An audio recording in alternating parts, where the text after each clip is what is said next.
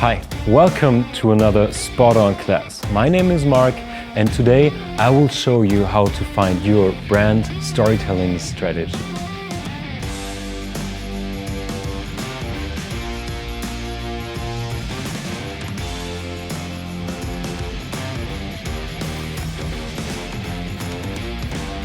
So, storytelling has a huge and long tradition. It's a cultural practice.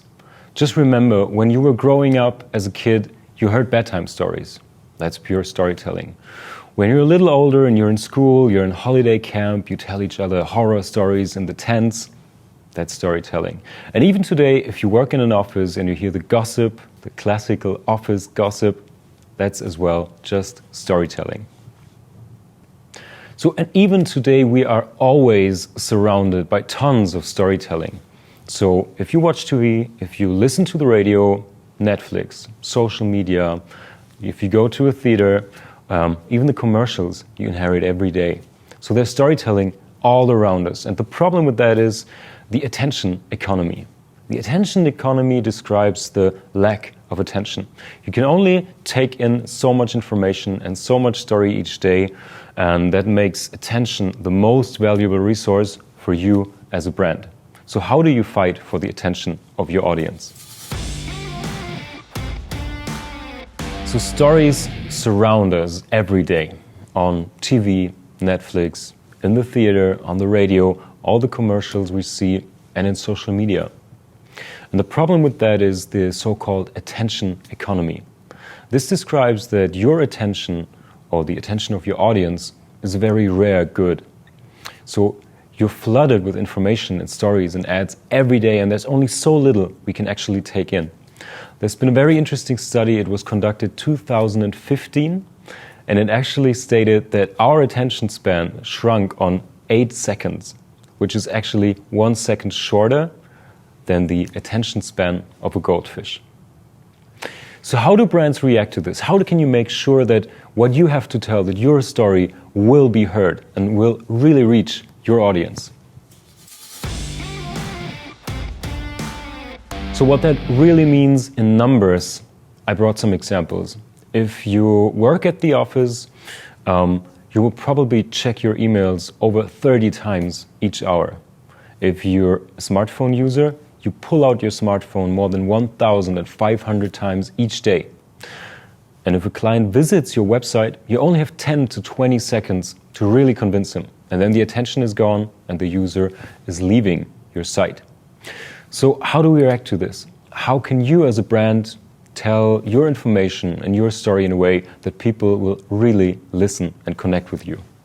And the answer to that is, unsurprisingly, storytelling. And this is what we're going to talk about today. My name is Mark. I'm the founder and creative director of Sweetspot Studios, and we help brands find their sweet spot. We specialize in media products and in content creation, such as storytelling.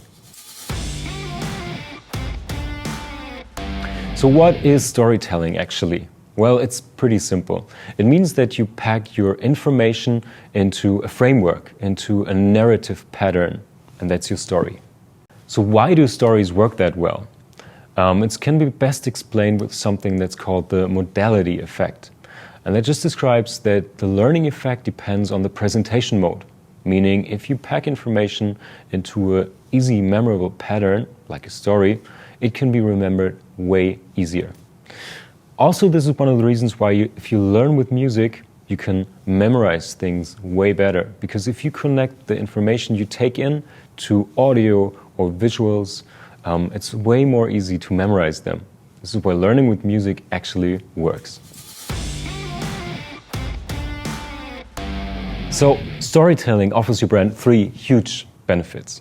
First of all, it can activate people. With a story, you can cut through the noise and win attention, even in our attention economy. The second big benefit is interaction. Whether they can subscribe or interact with your story, you can really make them engage with your content. And the third big benefit stories offer your brand is that they build connections. A story is like a journey you're on together, and that builds emotional connections and trust with your brand. So how do you start your brand storytelling? I hear from a lot of my clients that they come and the briefing looks something along the lines of, I think we need to be on Instagram. I think we need to be on YouTube. And the problem with that is if you just enter a new media or a new format or a new channel, you will pretty quickly run out of topics and out of content to tell people. Because you maybe talk about your brand, about your branding, even about your products and services, but you will pretty quickly run out of things to tell. And most of all, you won't be able to really tell the things that connect with people and your audience really cares about. So this is why today I help you to find your brand narrative. And this has nothing to do with tools or channels or formats you might choose. It has to do something with your core story. If you don't know what that is, you can go back to the very first Spot On class. There I teach you how to find your brand core story, how to understand your customers and clients better, and how to connect with them. So what we're looking for, if we're looking for topics your brand can tell stories about, is we want to bridge the gap between you as a brand and your client. Because imagine this, your client isn't always at work, he's not always checking his news or his emails. Sometimes it's late at night and he's on the sofa, he's scrolling through his smartphone, and somewhere between new sneakers, some piece of art, and some message from a friend, your story might appear on social media. And this is when you have to be relevant, and this is when you have to trigger the attention of your client. And so this is where we're going to switch positions and we're going to stop thinking about the inside of your brand and turn towards your client and topics that he or she cares about. So to find and organize the topics that really matter to your brand and your clients, you can find a little template I prepared for you in the workbook for this class. You can find it on the website and download it, and in there you find the model of the template I'm going to present to you now. I call it the content circles, and as you see, it's 3 circles, and in the middle, in the center of it, there are all topics that are strongly related with your brand. You talk about who you are, what you do, why you do it, of course, means your mission statement and your values. And you also talk about your industry. That's easy, we got that covered pretty quickly, you know what you're doing. The second, slightly bigger circle are brand-related topics. That means what's going on, for example, in your industry. Are there trends? Are there news? Are there innovations you should be talking about? What's going on with your products? Are there any use cases, any testimonials you could talk about? And this is what you fill into the second circle. And the most interesting for this class is the outer circle. And these are topics that are the closest to your clients.